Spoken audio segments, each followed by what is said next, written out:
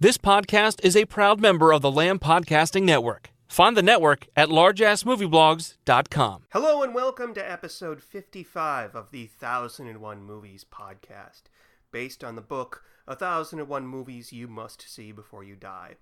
This week we'll be talking about Ingmar Bergman's 1955 comedy, Smiles of a Summer Night.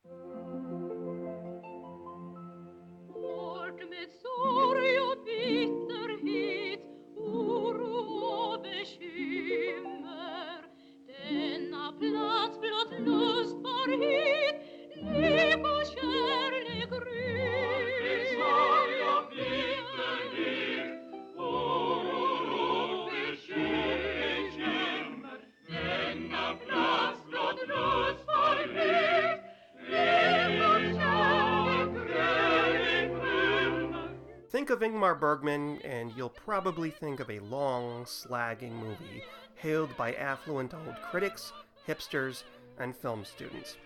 And I'd probably agree with you. Several years ago, I rented an old VHS copy of Cries and Whispers. I tried watching it 3 times and fell asleep each time. Imagine my dread when a Bergman film was drawn for this episode. And this one was from 1955. And in Swedish, and in black and white, and it's a period piece. What could be so bad about it? After all, I've slogged through Les Jours c'est la vie, Diwar, and even, God help me, Shadows of Forgotten Ancestors. How could this be any worse? It turns out my Bergman phobia was for naught, because, after all, this guy can really write a movie. Like, really write. More on that later, though. With a total of 10 films in the book, Bergman ties with Howard Hawks for second for the director of the most films in 1001 Movies. The first is Alfred Hitchcock, with a staggering 16 films on the list. The first of Bergman's films on the list is 1953's Summer with Monica, and while that movie is the topic of a future episode, it's important to note that it takes place at an important time in his career.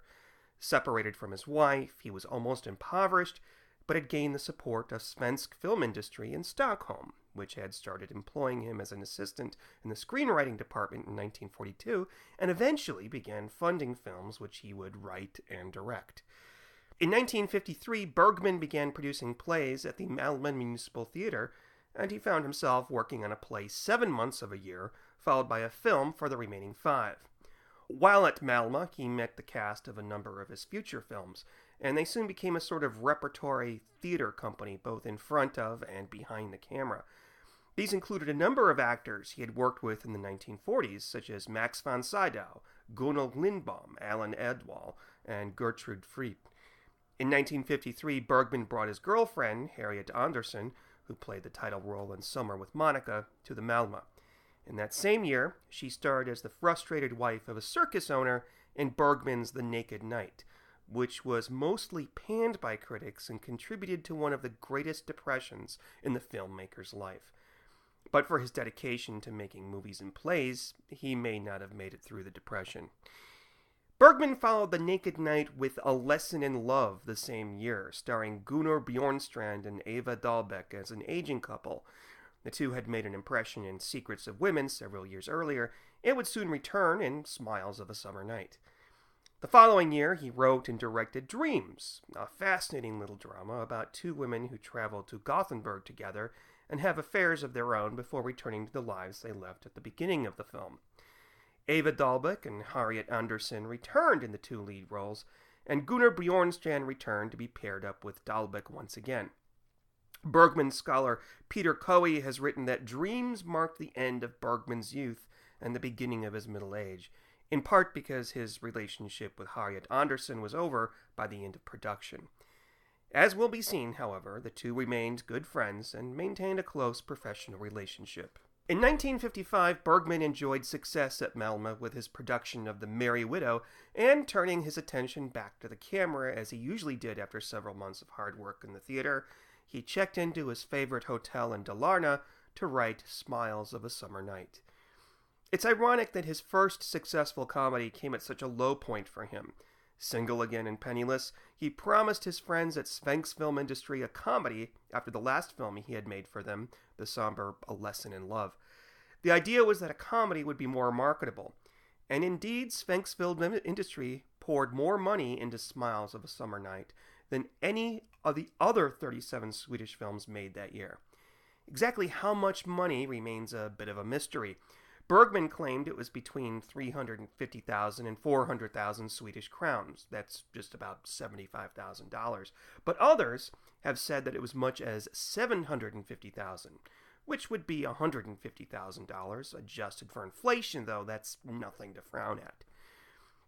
Set in the late 19th century, Smiles of a Summer Night revolves around the lives of 8 individuals who find themselves at a house party to be manipulated and shuffled like a pack of cards by the actress Desiree, played by Eva Dahlbeck.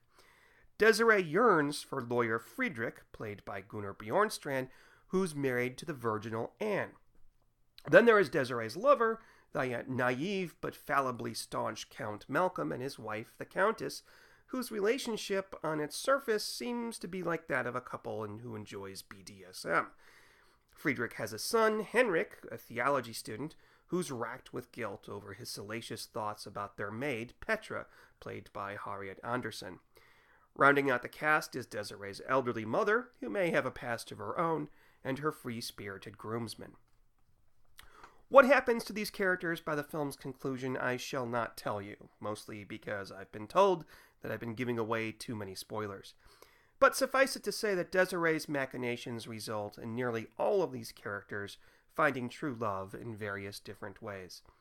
That's the surface of the story, but I think Bergman's intent was a social commentary that I'll get to in a moment. Filming Smiles of a Summer Night was abysmal. Sweden was in the throes of a heat wave, so much so that several gas lamps in the studio died out for lack of oxygen. This no doubt made it miserable for the cast in their heavy garb for the period. Bergman, something of a hypochondriac, complained of pain in his stomach, and many times he had to ask his assistant to stand in for him. He would lose an alarming amount of weight by the time the production had concluded, and convinced himself he had cancer, although this wasn't the case. By the time the film was released, Bergman was convinced it was going to be a flop. He sat in on a screening and was crushed that no one laughed at what he thought was a smart comedy. One day, as he sat in the toilet, he read in the paper that Svensk film industry had submitted the film to the Cannes Film Festival without his knowledge. He immediately rushed to Cannes and was pleasantly surprised to find himself the belle of the ball. Smiles of a Summer Night earned him the award for Best Poetic Humor. Almost instantly, the name Ingmar Bergman was known somewhere other than in Sweden, and from this point on, Svensk film industry gave him carte blanche on whatever project he liked. He followed this with The Seventh Seal, which is perhaps the one that remains synonymous with Bergman's name today, although the subject of that film is the topic of a future episode. What did I think of Smiles of a Summer Night? I've already told you my apprehension at watching this, and I've dropped a hint that the writing is superb. It is. I can understand why no one laughed out loud at the screening Bergman attended, because this isn't the type of clever humor that would elicit guffaws from the audience. Rather, the film is filled with clever banter and repartee that is unbelievably fresh for something so old. One only has to look at its IMDb entry and the numerous quotable lines that are listed there. The cinematography by Gunnar Fischer and his ability to capture sharp contrasts has often been talked about, and the Blu-ray released by the Criterion Collection looks flawless, but all of that really takes a back seat to the dialogue for me. But it's not just the dialogue itself that really shines here. I've mentioned that Bergman planted some subtext into his story.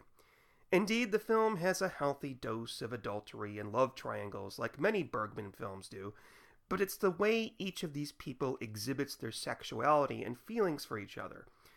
The lead male character, Friedrich, has yet to consummate his relationship with his young wife Anne, yet he playfully visits Desiree in secret at the theater. His son from a previous marriage, Heinrich, tries fruitlessly to express himself sexually. His unsuccessful encounter with the maid Petra is implied, much to her amusement. Petra, meanwhile, is a free spirit, falling in love overnight with the older groomsmen. By the end of the film, they're frolicking in the hay. The Count and Countess are the very definition of repressed sexuality, And one of my favorite scenes is when she rebuffs him while he's practicing with his gun. The point is that the higher class one is, be it a successful lawyer or a count, the less likely one is to express one's feelings, while those in the lower or servant classes fall in love at the drop of the hat, enjoying the fruits of nature, and praising the rising sun of a new summer day. I wonder what frustration Bergman must have been going through in his life while writing this. Clearly, it's a fun comedy, but what type of angst must he have been carrying around in him to portray people like this? In the early 1950s, Bergman was practically a pauper, so he must have held the upper class in a bit of contempt, implicitly criticizing them for wearing masks in the world. The theme of masks would, I'm told, return again and again in his work. This attitude, coupled with his own sexual frustrations after losing yet another lover and having an estranged wife, must have simply bled onto the page for him. Not everyone is going to enjoy Smiles of a Summer Night for the same reasons that I was so apprehensive, but it does deserve a look from anyone else, if nothing else for its smart screenplay. I still find it unbelievable that the same man who made that angst-ridden movie Cries and Whispers could have produced something so joyful as this. That's all I have to say about Smiles of a Summer Night. Tune in next week when we talk about 1973's The Spirit of the Beehive, a Spanish film directed by Victor Erice. In the meantime, feel free to email me at 1001moviespodcast@gmail.com, follow me on Twitter at 1001moviespc, and look for the podcast's Facebook page. Until next time, happy viewing.